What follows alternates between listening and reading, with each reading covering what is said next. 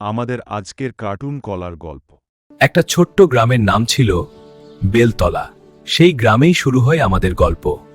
এই গ্রামেই থাকতো এক বালক, তার নাম কলা। গায়ে সাদামাটা জামা, চোখে বড় বড় স্বপ্ন নিয়ে ঘুরে বেড়াচ্ছে। এই কলা, তুই ফল নাকি মানুষ? একদিন স্কুল শেষে কলা একা বসে পড়ে একটা গাছের নিচে। চোখে জল, মনে কষ্ট, কিন্তু সে হাল ছাড়ে না। কলার বাবা ছিল দিনমজুর, মা কাজ করত অন্যের বাড়িতে। অভাব ছিল, কিন্তু ভালোবাসার কোনো অভাব ছিল না। আমি একদিন অনেক বড় হব। যে মন দিয়ে পড়ে সেই একদিন বড় মানুষ হয়।